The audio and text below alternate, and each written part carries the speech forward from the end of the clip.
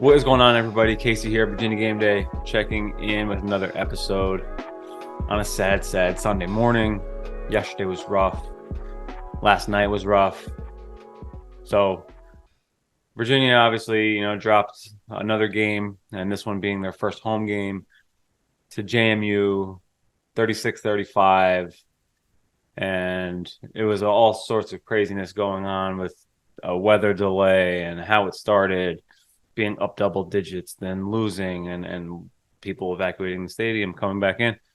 And we're going to go through all of that. But, man, as UVA fans, it sucks losing these big games. And we've, over the last year, it's been a habit. I mean, and I know there's been history of it as well, but over the last year, just think about this shit feeling that you get when the Kihei game in the NCAA tournament, and you have all this hope they're going to win, and then it just ripped right away.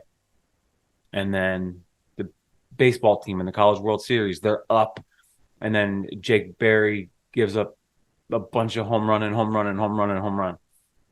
The lacrosse game, I'm not too familiar with it, but everyone says it's in the same ilk, so I'll use that.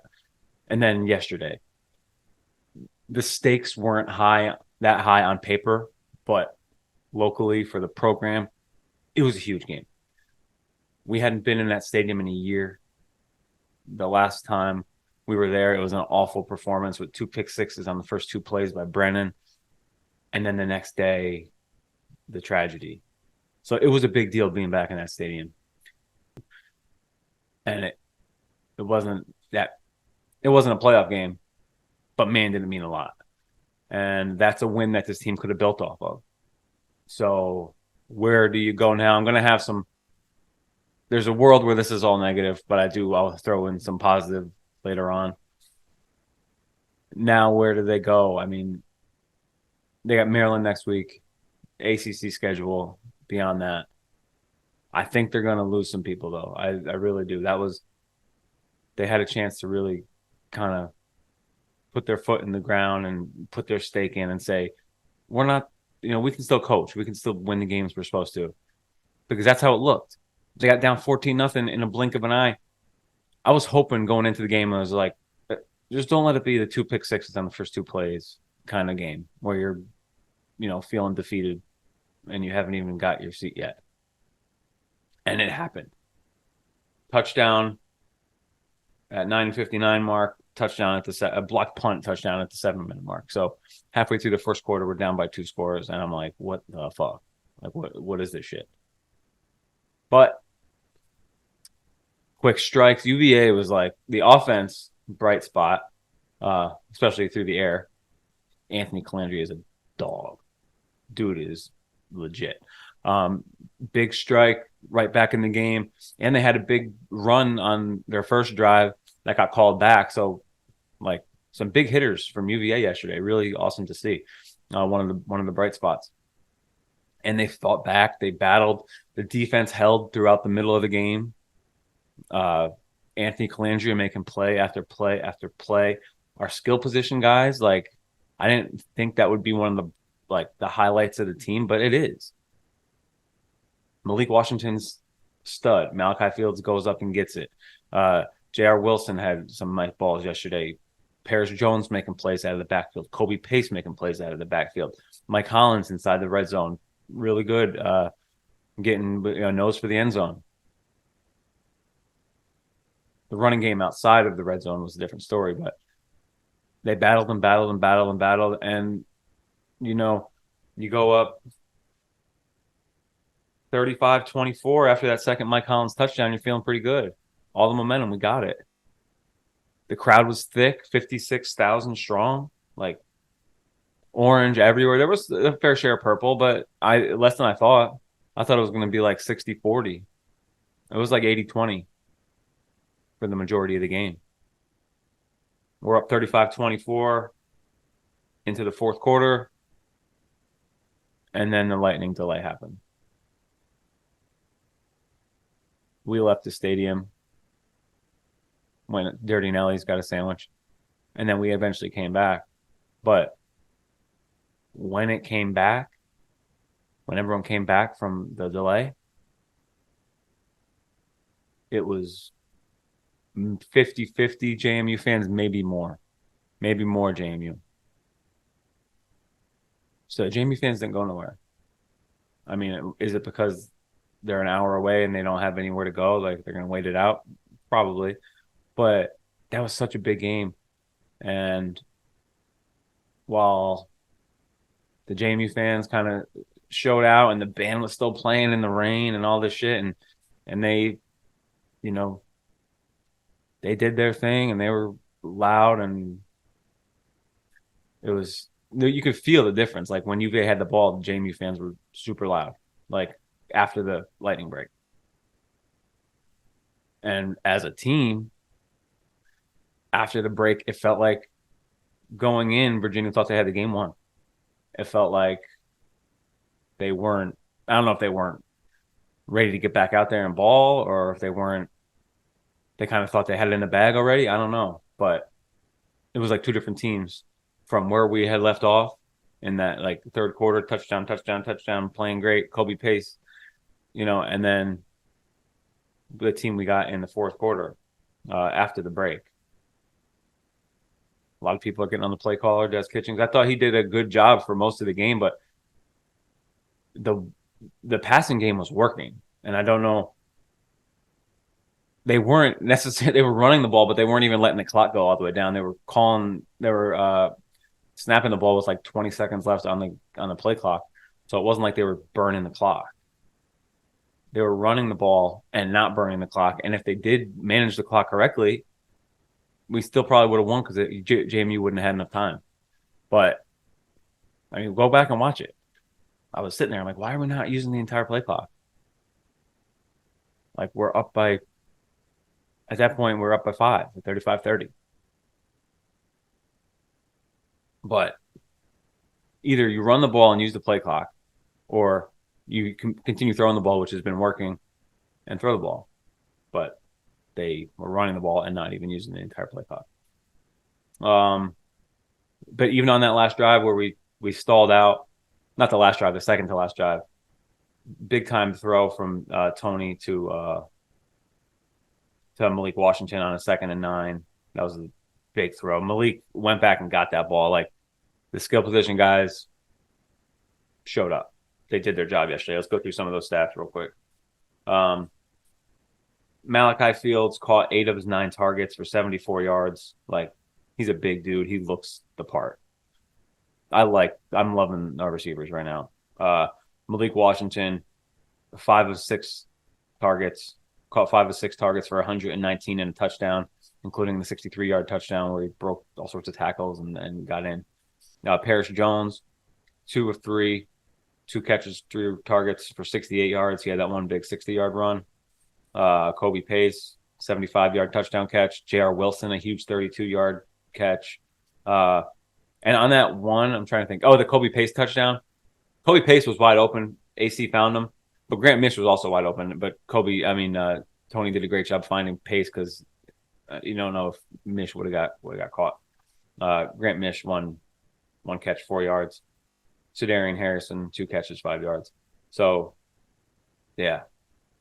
The receivers did their thing, and AC did his thing. He was 20 of 26. First start. Freshman. First year. 377 yards. 2 touchdowns. Like, so much potential and room to grow. You saw some of the sack stuff where you could probably get it cleaned up, especially on the last drive where he took that sack. But come on, like, he did so much. He came and balled. And if you're going to take one bright spot out of a really heartbreaking, backbreaking loss for the program, it is that Anthony Colandrea could be a quarterback of the future. Tony Muskett is like a year and out, or maybe 2 years. Like, he's already played a lot. He's a transfer from Monmouth. Coach said he's not going to lose his job from an injury, but I would let the kid go. Like, I was really excited for Tony Muskett, but now I'm even more excited for Anthony Colandrea. Kid showed out yesterday. Maybe it'll be a little bit of both of them moving forward, but I mean, if you're looking to build the program for the future, Colandrea seems like the dude. go through some more of these groups here. The running game was good inside the red zone. Otherwise, like Paris Jones, 1.1 yards per carry. Kobe Pace, 1.5 yards per carry. Mike Hollins, the leader, 2.3 yards per carry. So he couldn't get the running game going. I think our backs are pretty good. I think a lot of it has to do with our maybe it's the scheme or maybe it's the line. Because the offensive line was another thing where there's some issues. I mean, 4 sacks is one issue, and it could have been more had there been a guy back there who's not super mobile. Like it could have been worse. So 4 sacks, especially on some big spots, a lot of penalties from the offensive line, a lot of penalties, and the snaps. Like, bro, what is up with the snaps? We got to do something about that. We got to get that shit figured out. So I'll definitely put the offensive line as a spot that needs some improvement, but we kind of knew that. But still, like, we got to get some things cleaned up. And I do think we can beat Maryland. I really do think we can beat Maryland. But it's just the home game. We're up by double digits in the fourth quarter at home against the crosstown school. You got to close that out. It's got to get done. You got to have that win, man. You really do. Just like you got to have that NCAA tournament win where we're up by 4 with 6 seconds left. Like you got to have that. And it's just, we'll get over it. We'll get through it. We will. But it was tough last night to deal with. I was like, I got over it. And then right around 10, I was watching some other football games. And I'm like, man, I really wish I was watching these games, having known Virginia had won today. And having not been the only ACC team without a win. Because we had it. It was there. We had it. Up double digits. Fourth quarter. 8 minutes left, whatever it was. You need to stop. The defense made stops in the middle of the game, weren't able to make stops at the end of the game when it counted. So many missed tackles, man. That's another thing. And I feel like that hasn't really been a issue. Last year it wasn't really an issue. It was tackles. I remember 2 years ago with, the last year of Bronco and the can't even remember the DC's name, but that was an issue. Tackling was an issue then. But yesterday missed a lot of tackles, and some of those runs where JMU was able to bounce them out. And what's the dude's name? Tyson Lawton. He had 2 touchdown runs, and I feel like both of them were missed tackles, and then on the final touchdown in the game, that like pass out in the flat to the running back, just a blown coverage. You can see like the linebackers like, oh fuck, like that's my guy, and just untouched at the biggest moment in the game. So sucks that the defense had a letdown. The defense, had some moments against Tennessee in the opening quarter, getting a big 4th down stop, but you got to be able to sustain it for a full game. And we got to get some pass rush too. Like, it's supposed to be the strength of the team. And I don't know. I mean, I know that losing some of the guys, Sue last week was big, but 1 sack, and it was like a sack for a yard. Cam Butler's a dog. Cam Butler's really good, but loves to dial up some more pressure and it's supposed to be a strength. And we'll see if it is moving forward. What else on the bright side? We covered.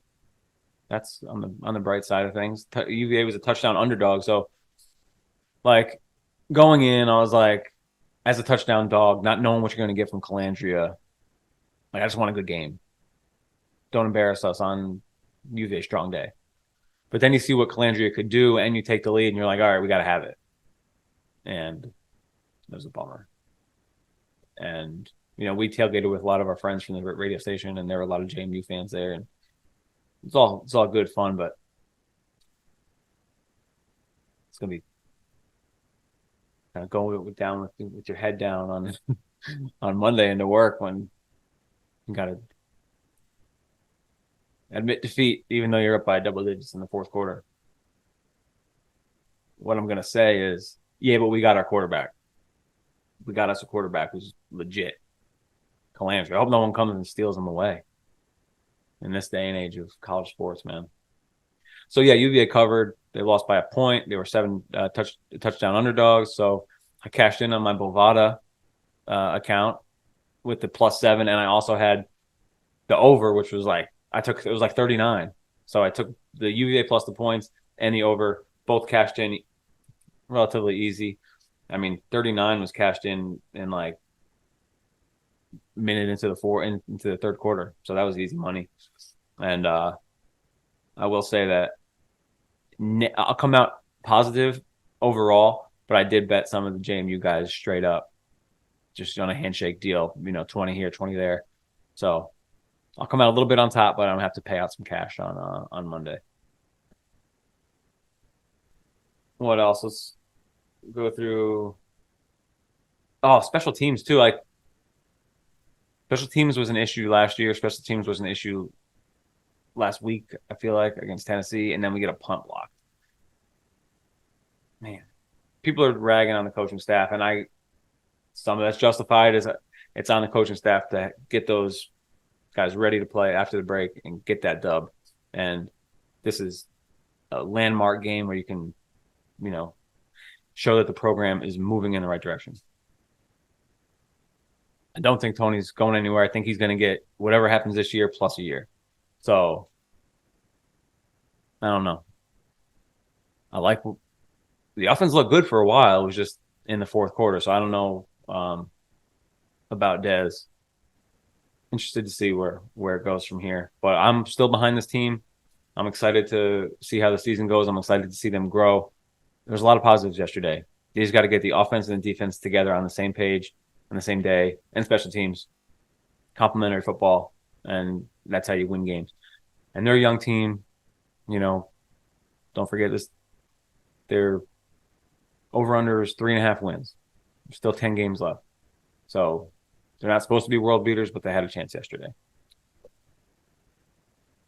But you can't say that there was no signs of life from that football team yesterday on the offense, which has been a question mark. Next week, what do we got? We got Maryland, and let's see what time. That's going to be on the 15th on FS1 at 7 p.m. Finally, a night game, man. So the 15th, that's a Friday night game. So a short week, a short turnaround, and it's at Maryland. Maybe I'll go to that game. I've seen the stadium. I've never actually been to the stadium. But damn. So I just looked at UVA's last 5, and they've lost 5 in a row going back to last year. Home versus Miami, home versus North Carolina, home versus Pitt, the game with its back-to-back picks on the first 2 plays, against Tennessee and against JMU. 4 of those games were at home. We got to start protecting our home field, gang. We'll get there. And then after that, we got NC State coming into town. That's another Friday night game. So a couple Friday night games coming up for y'all. Hope we get one of them. Got to get in the win column, man. Really got to get in the win column. I wonder what the spread's going to be. Maryland they were down 2 touchdowns to Charlotte, kind of like UVA was down 2 touchdowns, but they came back and won 38-20. So facing that, it'll probably be Maryland favored by like 10. But I don't think Vegas knew that Virginia had a 35-point outburst in them. I don't think they knew about AC, Mr. Colandrea. And then after Maryland, we got NC State, and Brennan in his second game as NC State starter had a decent game, 2 touchdowns, 3 picks, but one of the picks was not his fault. 2 of the picks, one was a deep ball, kind of like a punt, and one was a real bad throw. So, and he had a rushing touchdown. So Brennan's doing all right over there in NC State. They're 1-1. He's doing his thing. We'll see them in Charlottesville, and we gotta hopefully pull out a dub. Who else is around? Oh, Billy Kemp had a decent game against Colorado. How about them Buffs, man? Dion's got that fucking place packed. Colorado Stadium was packed, and they're playing good ball. Shedeur Sanders is an NFL quarterback. That dude can throw it around. Colandrea's got an elite arm too, though. Just saying. Billy Kemp, 5 catches, 57 yards. Jeff Sims, the quarterback from Nebraska, he used to be at Georgia Tech. Go watch the highlights on YouTube of Nebraska, Colorado. Like, fumbled so many snaps. It was insane. Tons of turnovers from our guy Jeff Sims. Yeah, so good game for Billy Kemp. Still following the ex Wahoos who left. And one other thing, honoring the Lavelle, Devin, and Deshaun having their jerseys retired there or numbers memorialized up in the stadium. It's freaking awesome. It looks great, and the families were there yesterday, and it was a awesome pregame ceremony. And they're going to be out in the foyer there engraved on the wall too, which is cool. And they had the parachuters come down and drop the flags. I posted that on Virginia Game Day Instagram. So that was a bright spot, and that was great to see. It was great to see the families there, and I'm sure they feel happy that they're not forgotten and they're being remembered like this, because they're going to be a huge part of the program going forward for sure. At Virginia Game Day on Instagram, Virginia Game Day podcast on all the major platforms. Thank you all for listening to us. It was a tough loss yesterday, but there's a lot of wins coming up. We got hopefully some football wins. Got basketball in like a month and a half. Some of the UVA basketball Instagram videos have been cool to watch, and on Twitter too. And there's a volleyball game coming up with JPJ. A lot to be excited about. Don't let that one get you too down, because there were some good things too. Colandrea's a dog. Beast.